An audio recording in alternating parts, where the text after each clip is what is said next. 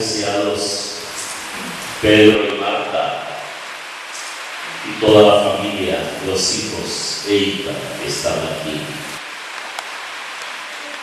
parientes, amigos y amigas, queridas religiosas y tantas caras que conozco y que aquí estoy viendo. Algunos pude saludar, a otros no, pero desde aquí les saludo con mucho afecto, con muchos recuerdos de convivencia, donde compartimos la fe en esta parroquia con ustedes del Inmaculado Corazón de María. La palabra que proclamamos, que hemos proclamado, el Señor responde a una pregunta que cauciosamente, con mala intención, se le hace. ¿Es lícito a un hombre repudiar a la propia mujer por cualquier motivo? Percibimos claramente la torcida intención de los fariseos al interpretar el texto, que lo que está en juego es el Deuteronomio, al capítulo 24, al verso 1. Y esto decíamos para poner en aprietos a Jesús, para tentarlo. Si un hombre toma una mujer y se casa con ella, y resulta que esta mujer no haya gracia a sus ojos, porque descubre en ella algo que le desagrada, le redactará un libreto de repudio, se lo pondrá en su mano y la despedirá de su casa. Ese es el texto del Deuteronomio 24:1. A lo largo de los siglos, este texto ha tenido mucha difusión en el mismo pueblo de Israel. Había dado lugar a divisiones en la interpretación. Admitir el divorcio por cualquier motivo, requerir un mínimo de mala conducta o un verdadero adulterio para repudiar a la mujer. Eso es lo que prescribe el Deuteronomio. Con que algo que no le agrada, le daba el escrito de repudio en sus manos y la ponía en la calle. Con Jesús lo que nos hace ver es que es Dios el que une. Jesús responde a los fariseos citando el Génesis 1:27, que dice: varón y hembra los creó.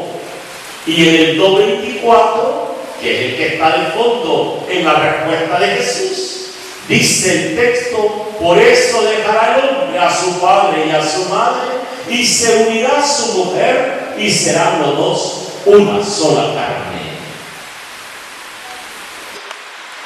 Con esto responde Jesús, remitiendo a la voluntad primigenia de Dios. Ellos querían tirarle de la lengua, porque si él decía que había que respetar lo que dice Moisés, entonces la gente en lo general que no estaba de acuerdo en esa actitud tan rígida hubiera quedado en un descontento impopular en él. Y si él se pone laxo y hubiera dicho que no, que simplemente hay que, y entonces se hacía división. Pero ciertamente Jesús no busca la popularidad, y este es lo novedoso de la respuesta que da. Jesús responde yéndose al principio, en el origen de Dios creador. Y es de fondo los dos textos del Génesis, del 1:27 y del 2:24, referidos ahorita. El amor que une al hombre y a la mujer viene de Dios. Esto es lo que quiere decir con al principio, según el Génesis. Este amor que une viene de Dios. Y por este origen une y no puede separarse.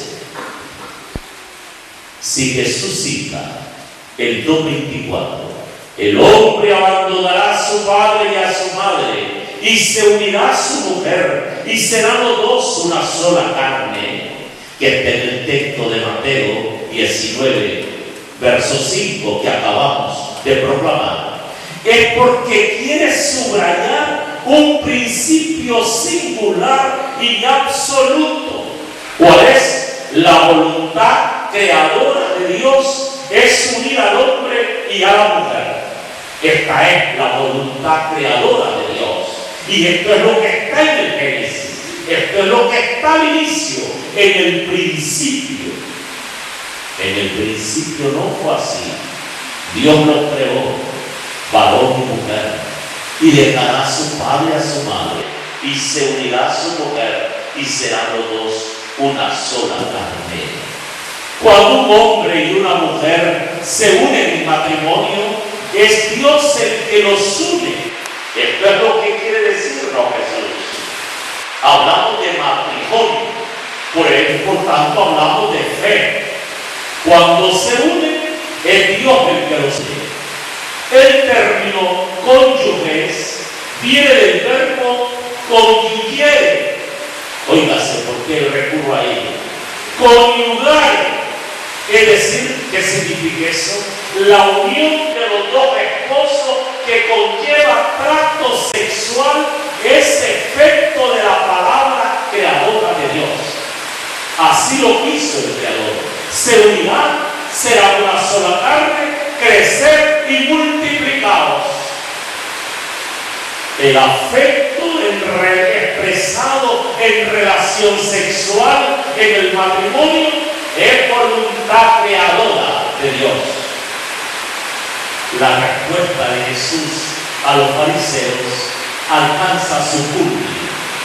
El matrimonio es indisoluble en su constitución original, tal como Dios lo creó, como es la voluntad del Creador, como Él lo quiso, es indisoluble en su constitución original. ¿Quién lo constituyó? Dios. Y lo constituyó indisoluble, el matrimonio. Ahora prosigue Jesús citando a Malaquías 2, 13 a 16. Y me quiero permitir leer porque podemos ver cómo ya en el Antiguo Testamento podemos escuchar 2 del 13 adelante. Y esta otra cosa haced vosotros, cubrir de lágrimas el altar de Yahvé, de llantos y suspiros, porque Él ya no se vuelve hacia la oración ni la acepta con gusto de vuestras manos. Y vosotros decís, ¿por qué? Porque Yahvé es testigo entre tú y la esposa de tu juventud, a la que tú traicionaste, siendo así que ella era tu compañera y la mujer de tu alianza. Atención, es alianza el matrimonio, así he visto en los profetas. ¿No ha hecho Él un solo ser que tiene carne y espíritu? Y este uno, ¿qué busca? Una posteridad dada por Dios. Guardad pues vuestro espíritu, no traiciones a la esposa de tu juventud, pues yo odio el repudio, dice Yahvé Dios de Israel. Y al que encubre con su vestido la violencia, dice Yahvé Sebaot, guardad pues vuestro espíritu y no cometáis tal traición. Esto vale para el hombre y para la mujer, leído ahora desde Jesús. Pero es novedoso cómo los profetas, diríamos, este texto de Malaquías parece como que no conociera el Deuteronomio, la prescripción de Moisés. Por tanto, Jesús, miren cómo va con la sabiduría del conocimiento de la palabra, recurre a ello de fondo y se va al principio y declara que en su constitución es indisoluble el matrimonio. Repudiar entonces, según Malaquías, a la propia mujer es romper la alianza con Dios, alianza que según los profetas los esposos la viven sobre todo en su unión conyugal, en su intimidad.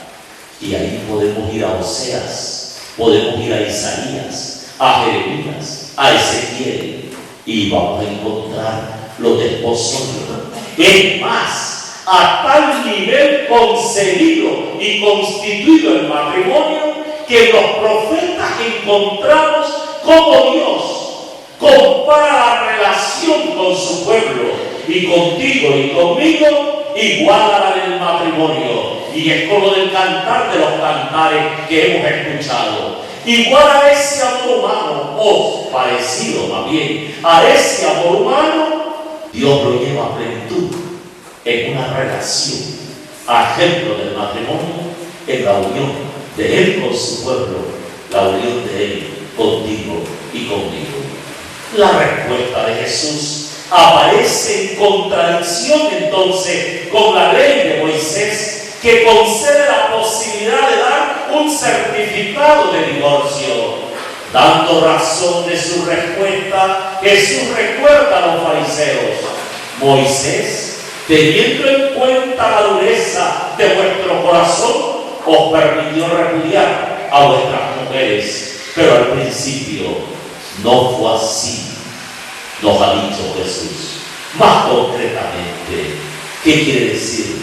Por vuestra indocilidad a la palabra de Dios, por vuestra falta de fe, por eso Moisés prescribió así. La ley en Génesis antes citada no se ha modificado jamás, pero Moisés se vio obligado a adaptarla a una actitud de indocilidad a la palabra, a la voluntad de Dios. El primer matrimonio no es anulado ni por el adulterio. La palabra de Jesús dice entonces claramente a nosotros, a cada uno, en nuestro tiempo, y de modo particular a la comunidad eclesial, a nosotros, que no ha de haber divorcio. Y sin embargo observamos que existen en la misma, en seguidores de Jesús. En la vida pastoral, sin embargo, los divorciados son acogidos y para ellos está siempre abierta la posibilidad de entrar en el reino. No hay rechazo, pero se mantiene la exigencia de Jesús. La reacción de los discípulos no se hace esperar. Si tal es la condición del hombre respecto a su mujer, no cuenta casarse, mejor no casarse. La respuesta de Jesús sigue manteniendo la indisolubilidad del matrimonio, imposible para la mentalidad humana y para nuestro tiempo sobre todo, pero es posible para Dios. El eunuco del que habla Jesús no es el que no puede engendrar, sino el que, una vez separado de la propia mujer, en el contexto del que habla, continúa viviendo en la continencia y permaneciendo fiel al primer vínculo matrimonial. Es eunuco en relación a todas las demás mujeres. Recuerda el texto, el paralelo que es de Marcos, él dice, y el que se une con el divorciado o con la divorciada, comete adulterio. Así esta palabra tan rica del Evangelio que hemos escuchado nos aclara del principio y de la voluntad creadora de Dios. Mas sin embargo, sabemos que somos pecadores y que la infidelidad en el seguimiento a Jesús se hace presente en nuestras vidas. El pecado se hace presente.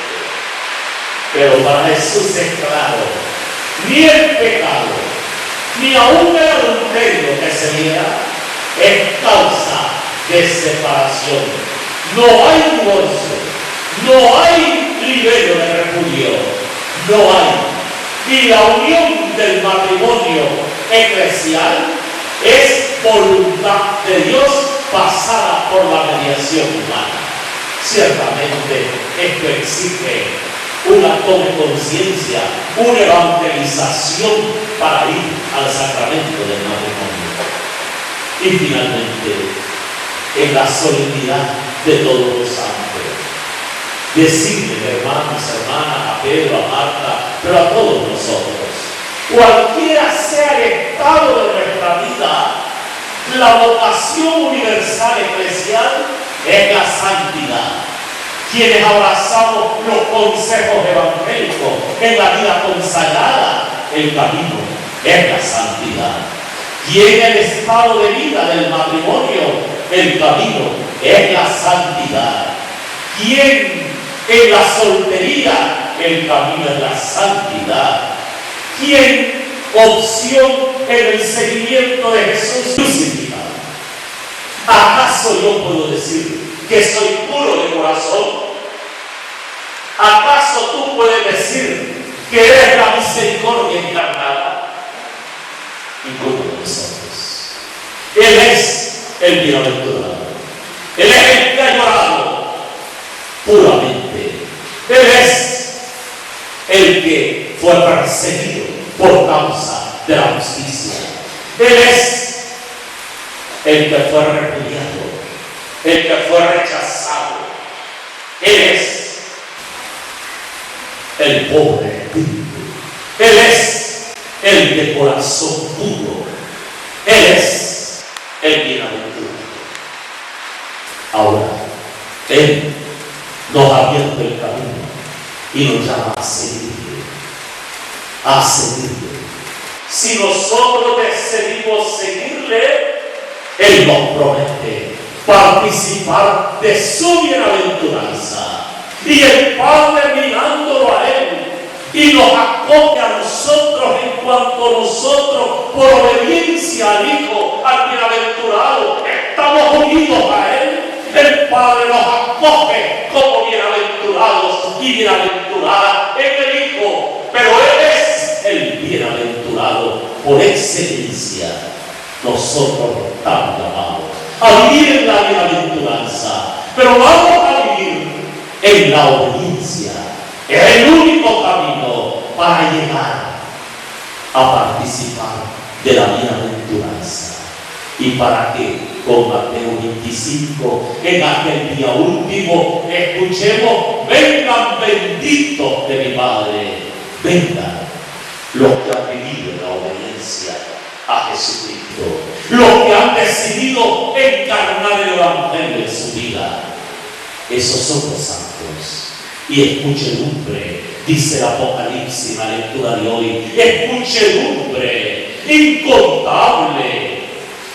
Y no son solo los canonizados, son tantos rostros anónimos, nombres que no sabemos, son tantos. Y son los que vienen con la túnica blanca, porque la han lavado en la sangre del Cordero. Es decir, porque han asumido la cruz, han asumido la obediencia.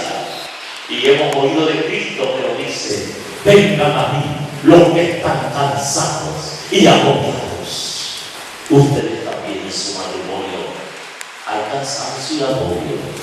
25 años de aguante mutuamente. Y este es un milagro de Dios. Es milagro. La obra de la carne. Es el Maestro eterno, que es el Espíritu Santo, el que nos conduce. Por ello, pues, ustedes en su matrimonio llamaron a la santidad. Santidad que no es igual a ausencia de pecado. El Papa Juan Pablo II, en la encíclica Nuevo Milenio, para abrir el nuevo milenio, ahí lo declaró y lo dice: santidad no es igual a ausencia de pecado.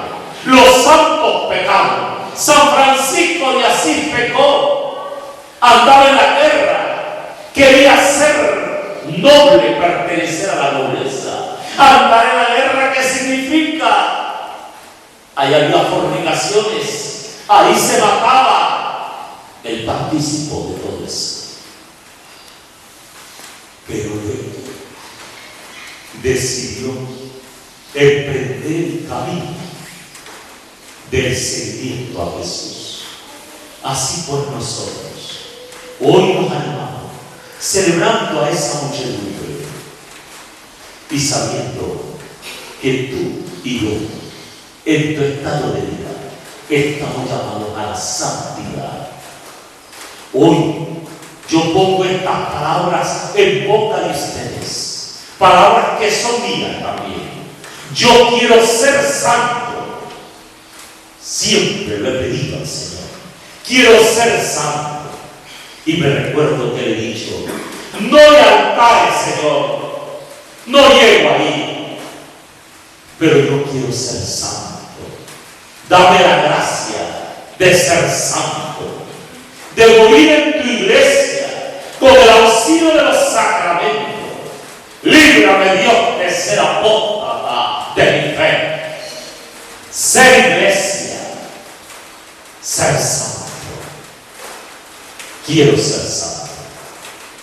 Y esta es la petición que yo pongo en tu boca y en tu corazón. Y sé que están en comunión conmigo, ustedes matrimonio, y cada uno de ustedes, los que están aquí. Yo quiero ser santo. Yo quiero ser santa. Esta es la gran petición al Señor. Y sepa que al final no es obra nuestra, ni es mérito nuestro, es gracia, es misericordia. Pero eso sí, a asumir la obediencia, a asumir el evangelio, a asumir la cruz. No hay seguimiento sin obediencia, no hay seguimiento sin cruz. La cruz es el sello del auténtico seguimiento. Y así hay santidad. Queremos ser santos.